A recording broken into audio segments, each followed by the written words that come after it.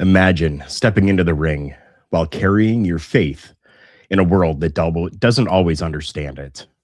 This is Turnbuckle Testimony, where faith and competition collide. I am your host.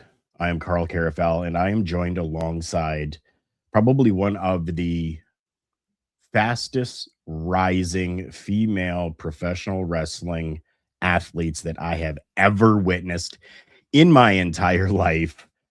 This, ladies and gentlemen, is Zondra Lee. I am so happy to have you here. How are you doing?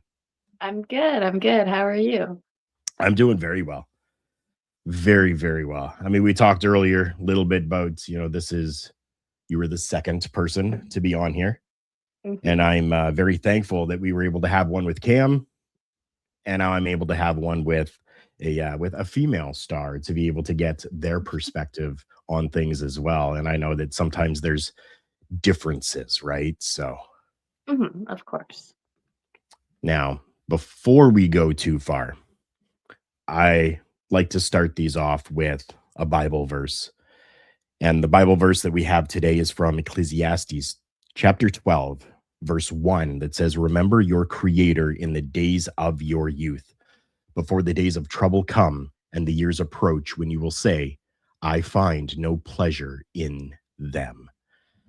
Which I think is a very powerful verse for us today, considering you're still kind of new in the wrestling world, Mhm. but you were also in a younger age as well, which is amazing to remember in the days of our youth. Not necessarily that you're still in your youth, but still in younger days of things Mhm. within the professional wrestling world. Now, before professional wrestling, who were you? So I grew up in a very small town of Trout Creek. Came from a very big Christian family. I was homeschooled, so I kind of had just like that background and upbringing in kind of like Christian upbringing. So I Right. was a very quiet, kept to myself kid. Very nerdy about certain things, but yeah, before wrestling, I was the most uninteresting person you could probably meet. If you don't know and haven't done any research on who Zondra Lee is, I believe you have been given the nickname of the Little Maniac. Is that correct? The little manic, but Little close. Manic. Yes. Okay. Okay. So explain that a little bit. So yeah, I was playing around a lot with trying to figure out who I was when I came into wrestling. I didn't really have a set thing when I started just because I was so new into it. I kind of was just listening to what everybody was kind of telling me. And then I've always loved rock music or like hard metal. And there was this one band that I loved and I still listen to all the time called Wage War. And Mm. one of their songs was titled Manic. And I just thought like that was kind of um, my style that I was breaking into, where not everything was um, set in stone, and like I never knew exactly what I was going to do in the ring. So it was kind of like a manic attitude where I would amp things up at certain times and then slow it down. So it was constantly something different that you weren't getting the same thing. And then I'm not the tallest person at all. I'm 5'3". So that's where the little part comes in. So I Okay. just the little manic, I started using it and then it stuck. And yeah, now that's just what I'm known as. It's such a good song too. If you're It into is. that style of music, it is such a good song. Wage War does great with everything they do. They are like, I love it. I'm a little older, so I go a little old school with my kind of the rock for it. And for me, when I was working, I used a song from Disciple actually, and it Mm. was "Game On" is what I used. So, and I still listen to Okay. Disciple today. Like I love Disciple. That's so I haven't really met people who know Disciple, but that was like one of my top, like Disciple and Skillet were like my top ones growing up. Awesome, that's so cool. Yeah, yeah. I love Disciple. Disciple is great. So you said that you grew up in a household that was Christian and you were raised that way. There's a little bit of a difference sometimes. So when for you did God really become real in your life? Like not just something that you believed, but something that you felt and started living. Yeah. So I became a Christian at a very young age, but it didn't really um, click with me. Like I understood as a kid, and when I accepted him into my life, like it was a big thing for me. But then as the years went on, I just kind of went through the motions of it. And like I go to church on Sunday and I do this, I pray and stuff. And then I started kind of walking away from it almost, where it was just something I did. And then things started happening, and like anybody, when you get older into your teenage years, things start happening and you start to question everything. Mhm. So it was around 13 and 14, I was in my rebellious phase, you could say, and I wanted to just do anything I could to kind of upset my parents or like not listen to them. And I started, like, never any like, I didn't drink or anything, like, I still had limits, but it was like, "If Right. you don't like it, I wanna do it." And We've all then been there. and then at 15, I started realizing that this isn't where I wanted to go with my life, and I went into a very deep depression, and I started doing self-harm, I started, like, all of these things, and, when I like, just around the time when I turned 16, something it wasn't a huge looking back, it wasn't a huge thing, but it was a buildup, and then that was the thing that broke me. There was this guy I really liked, and then it didn't end up working out, and I was just so that was, like, my last grasp at things, and it didn't work out, and that just completely broke me, and I had my letter written out, my plan and everything, and I was gonna, end my life, and, um, it actually worked around with the wrestling. I think that God used that to save me because I was wrestling at this point. I started wrestling when I was 15, when I really started kinda going into the depression, so that was kinda my distraction from it, Right. and we were supposed to have this show, and I had it planned that I was gonna end it afterwards because even at that point, because it was like a student showcase thing, so we were all working towards it. I'm like, "I'm not gonna do it beforehand and ruin things for more people with this. I'm gonna wait." And this was, like, still kind of just coming out of COVID, so something happened where a few people had COVID, so then they were postponing it. And when I found out that it was getting postponed, I was so angry. I was basically screaming at God, like, "You won't let me live a life where I'm happy, and now you can't even let me when I make a plan, you're not even gonna let me die." Um, so then I was waiting and waiting because I still didn't wanna mess things up for other people because 'cause I'm like, "I've already done enough in my life." And it ended up getting pushed all the way back to June, and I think my mom like, I never told her until um, after a few months later, but I think, like, she's my mom, she knew something was going on, and there was this summer camp we all used to go to when I was younger, like, it was a family thing, but we weren't able to go that year, and she still wanted me to go, and there was this like, a leadership program, it was, like, 3 weeks out there, and then she asked me to apply to it, and it was just before registration was, like, cut off. I was the last applicant, they weren't accepting anymore, but then they accepted mine, and Wow. so I ended up going to the camp, and the first week was brutal for me because I was mad at God, I was mad at myself, I didn't want to, um I felt like I didn't belong in there because every it was a Christian camp, so it's Right. all helping, you through your walk, and all of the I like everybody else was trying and like trying to understand, and I didn't. So I felt like I didn't belong, and like it was just a constant weight on me.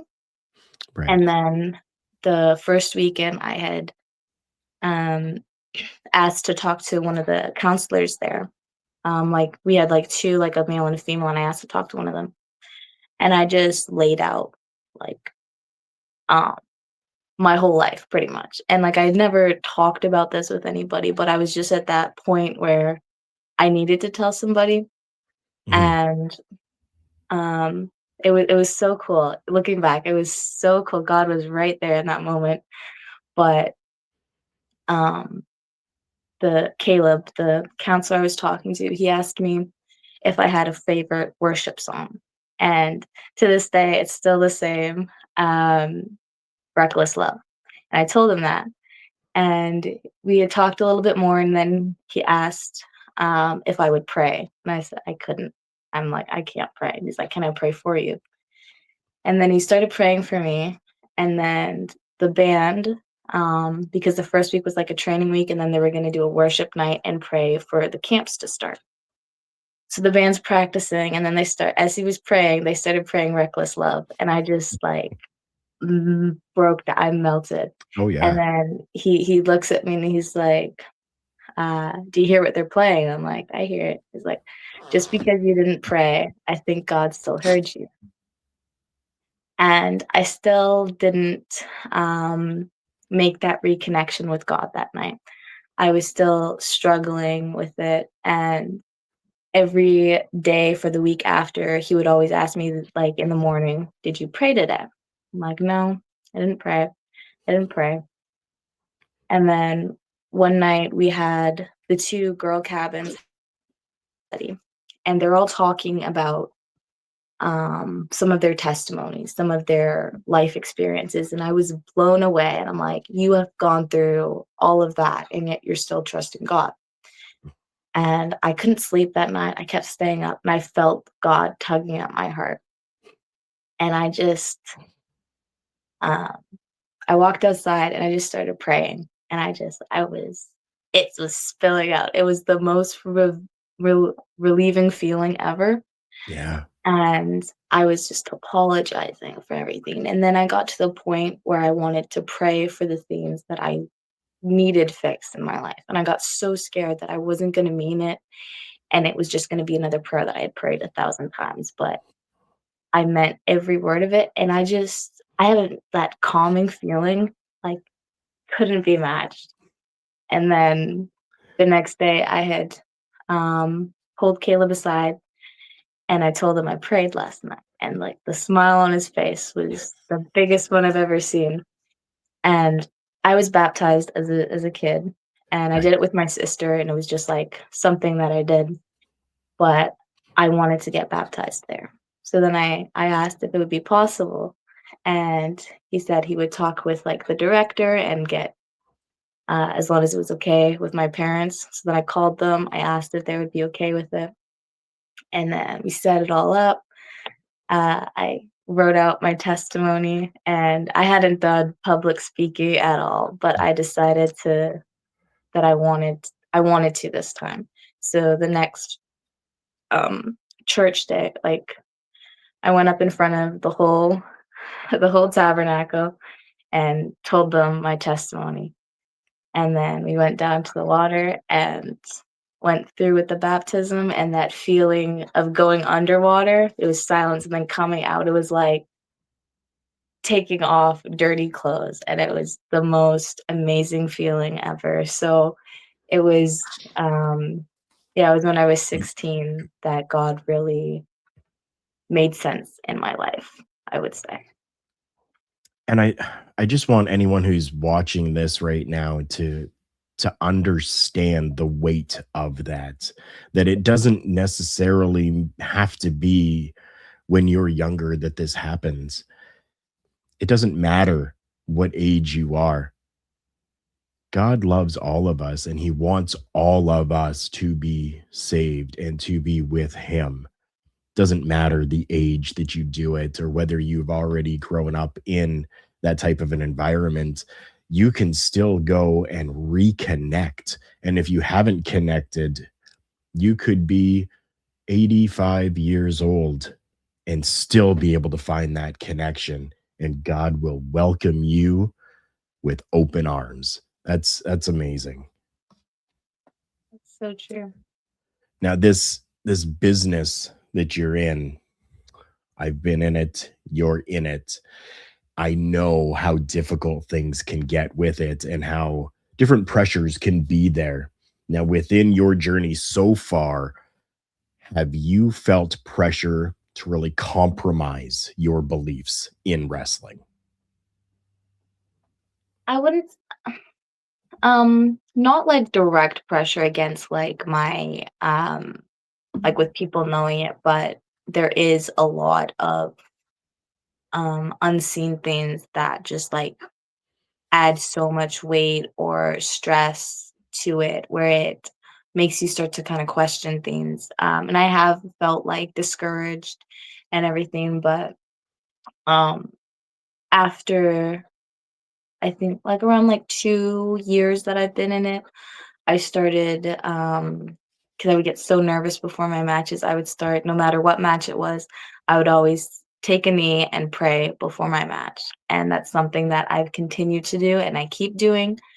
Um, and I think that that has really helped me because then even like people have seen me do it. And then afterwards, they'll like comment on it. And it's like, oh, it's cool that you do that. Or it's just like even those the little things that um, almost planting a seed, I guess, because Hmm. um, Yeah, or where I'm about to, and then they go to talk to me, and then they realize, oh, she's doing her, like she's praying, so I'm gonna, it's respect with that.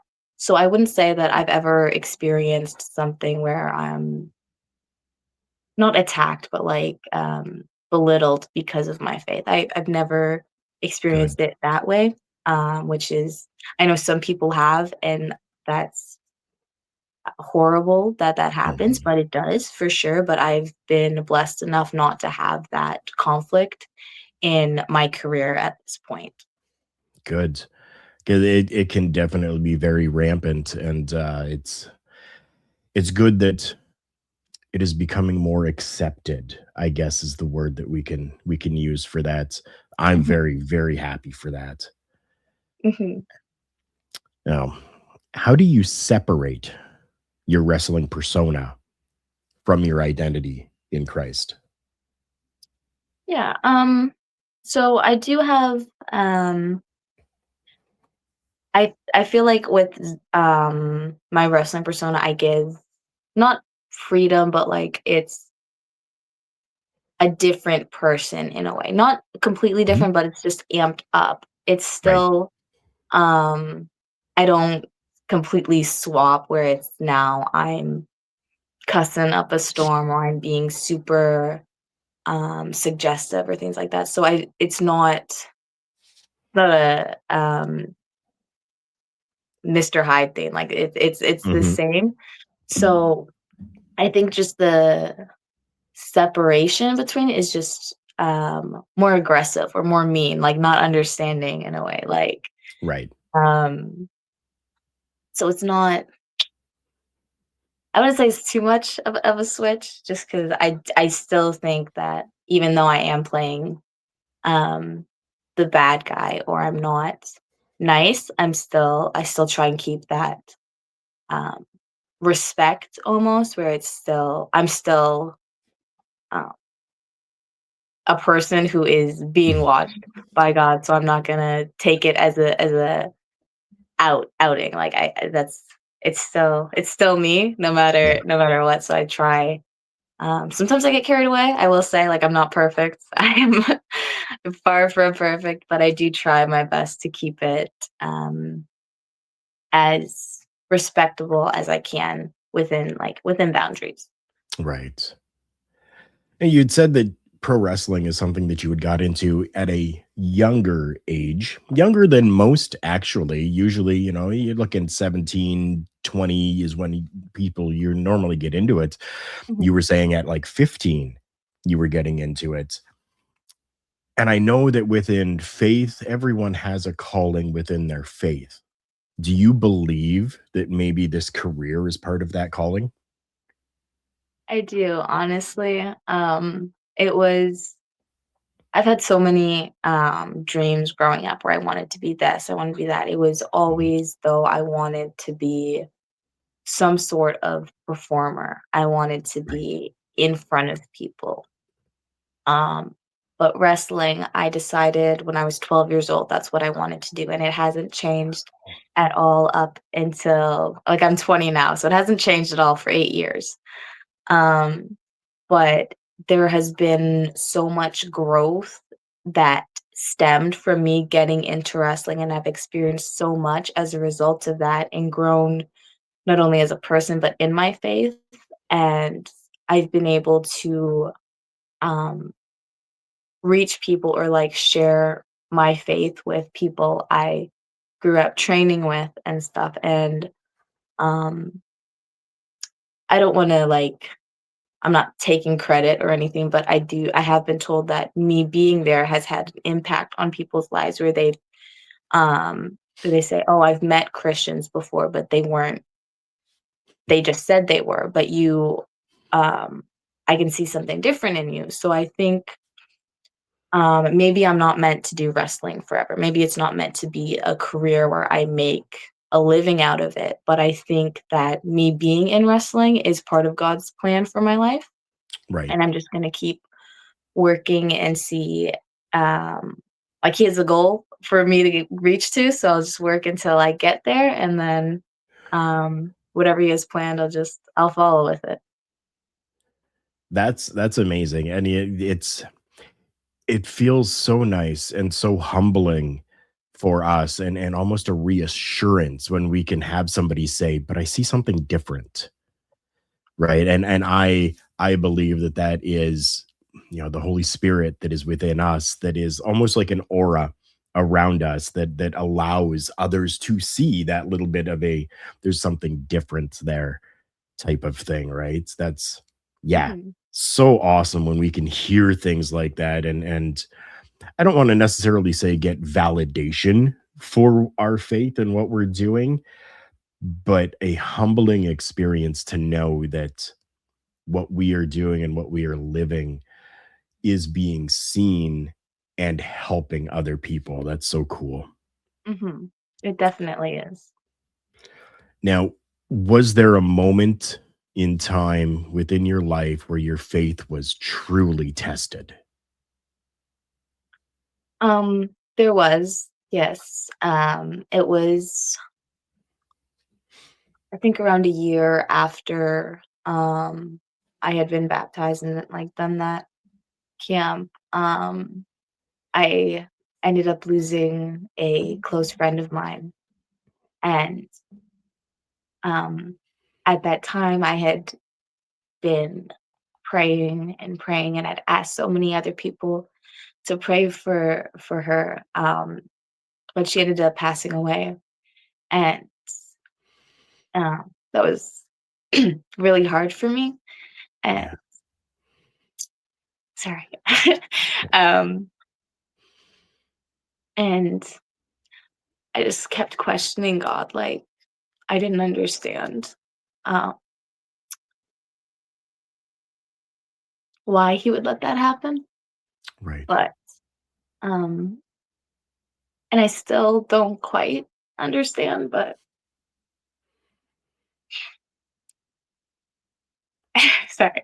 That's I okay. do know that there is always a plan, and it Mhm. just resulting from that, I was able to kind of talk to people about what I was feeling, and then also, like, people like older women from my church and explain, like, um, what I was going through with it, and they were able to answer questions, not specifically about, that situation, but other questions that I had had, and I think it really, gave me a deeper understanding and just more, uh, of a forgiveness with myself because, like, that was, um, very tough for me at that age, um, but I still believe that God had a plan and there was a reason that I had met her and we were friends. So I still like carry her with me all the time. Like I have every time I have a match, I write her initials on my wrist tape, and it's just I'm she's somebody that I'm never going to forget. But going through that, that was probably the hardest thing after really accepting God into my life, where I Right. questioned it, but um, it never it never broke my faith. I think it made it stronger in a way. Of course it would. Yeah, and thank you for sharing such a personal, emotional response with that as well. I know that sometimes the emotions are viewed as a bad thing, like you can't show the emotions. Oh no, on this we need to show emotions, and I'm glad that you did, and thank you for that. Mhm. Have you had chances to share your faith backstage? And if so, how does that normally not necessarily come about, but how is it received if you're sharing your faith backstage?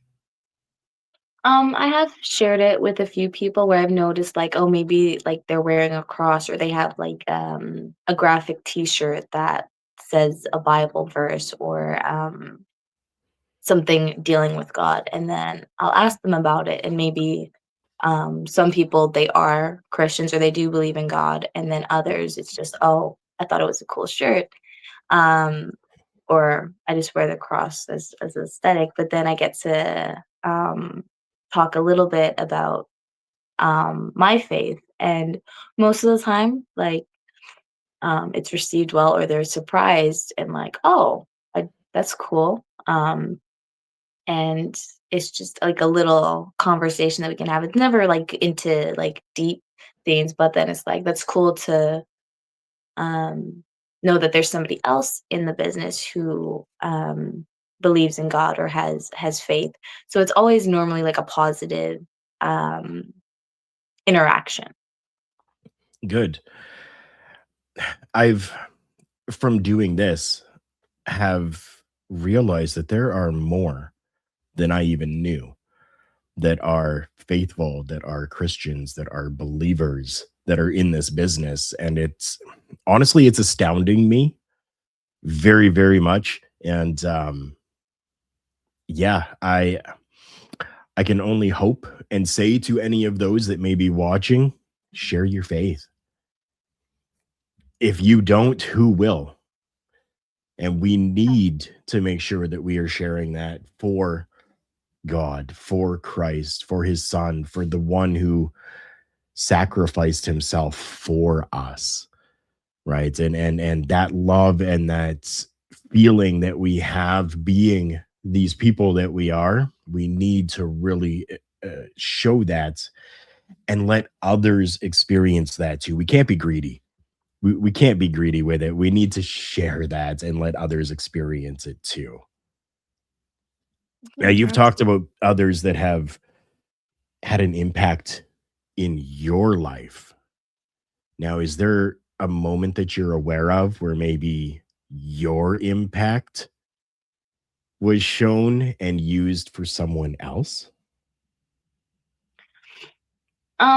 I have had a few people mention me being an influence in their life. There's one of my friends is an atheist, and he says it's not that he's not willing to believe that there's a God, but he needs reason to like factual things to entertain Mhm. that idea.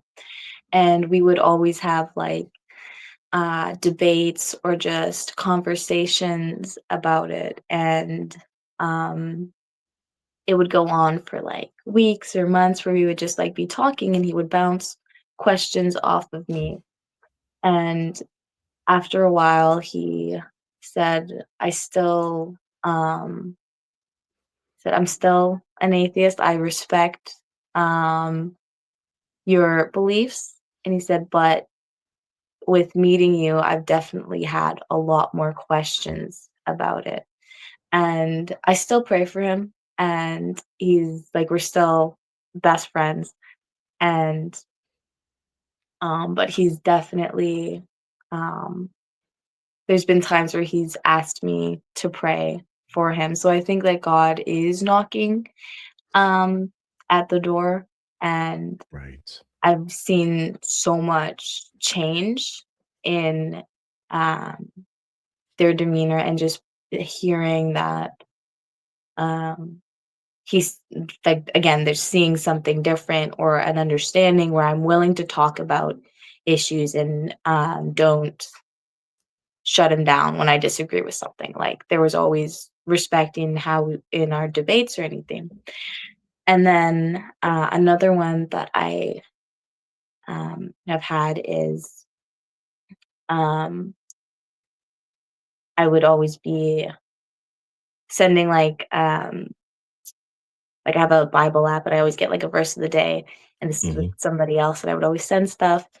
And then he had also told me that um, he didn't he believed in God, but he wasn't in his life, and like it just there wasn't a relationship there. But then I can't remember exactly what verse it was, but I had wrote it, sent it, and like had something else.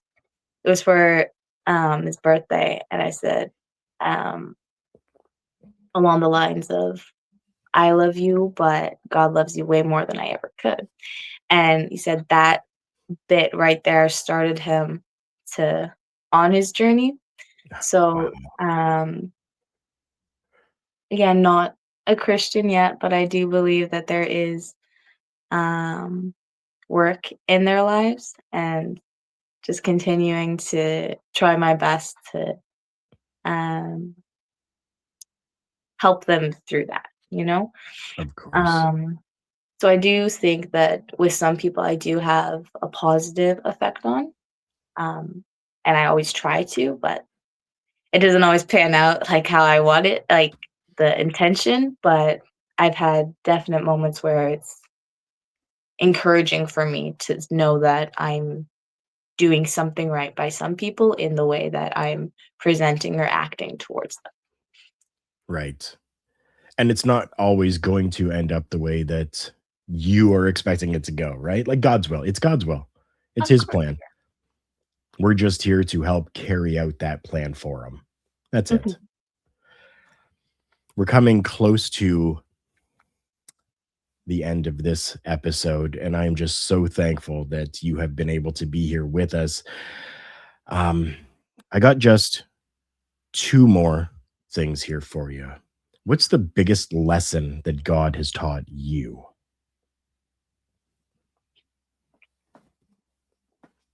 I would say, because I've had times I love planning things. I love being in control and just being able to know what my outcome is.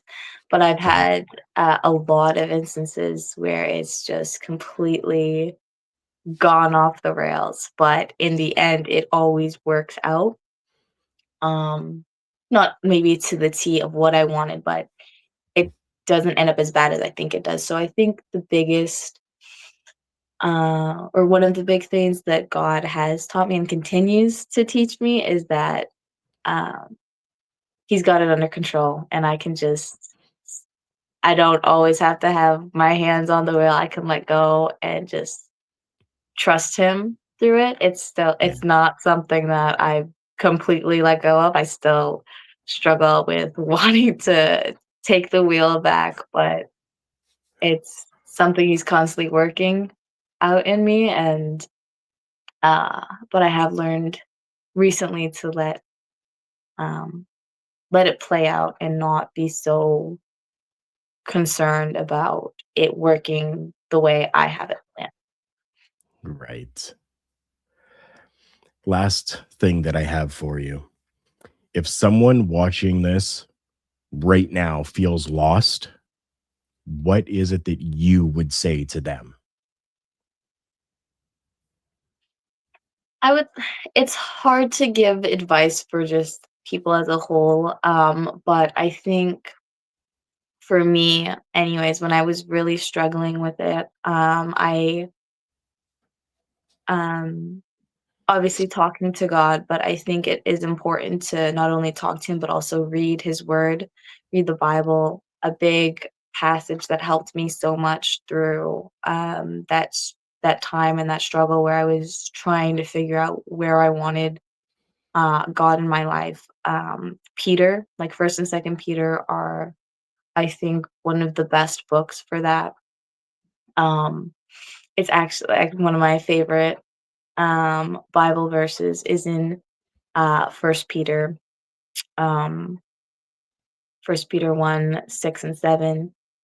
Um, it's different in like different translations, but Yeah. it's talking about walking through the fire and um, actually I don't know if I have my Bible with me. I don't, but I would read it. But What is it? Which book? First Peter First 1, Peter. 6 through 7. Even though for a short time you have had to deal with trials and then yeah, goodness. I'm drawing up like it's my favorite It's Bible verse. okay.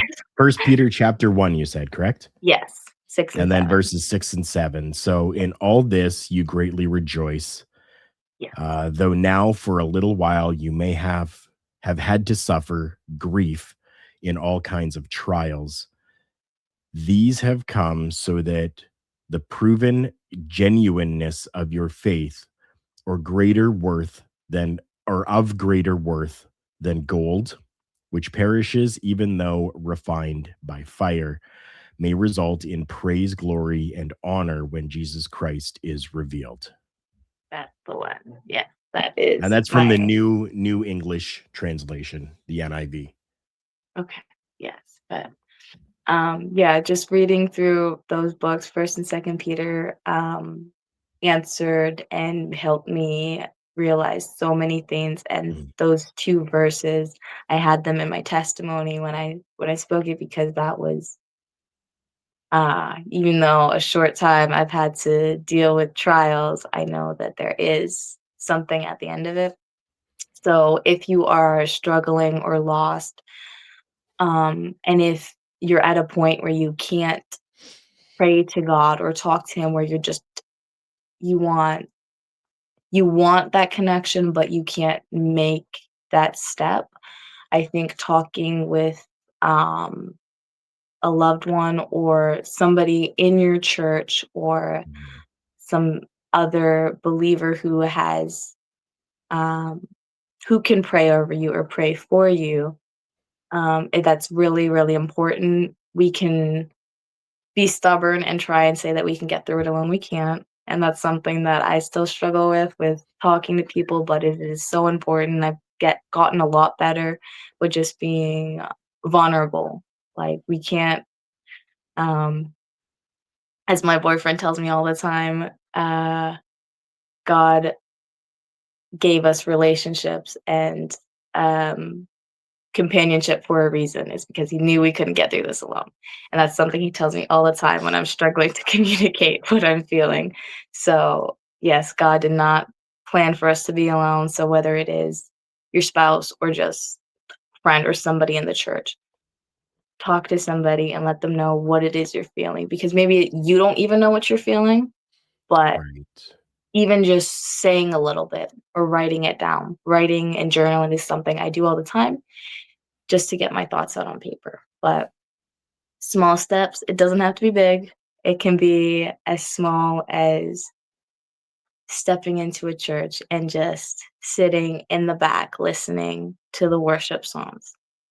That's the hardest step is the first step, but it is the most important one. Wow, that's powerful. Thank you. Again, I want to say thank you so much for taking your time to be here, to join, to share your faith and your testimony. This has been absolutely amazing. I just want to finish this off here now with a little call out. So, for anyone that is here that is watching this, if this spoke to you, go out, share this with someone that you feel may need it. Find yourself, find where you need to be. And like Zondra said, the first step is the most important step. And that step could be the very minute little thing, like just opening up a Bible app and reading through 2 verses. It all has a beginning. And if this spoke to you, please make sure that you share it with others and find where you need to be. Zondra, thank you so much for being here with us today. God bless you, and God bless everyone else as well.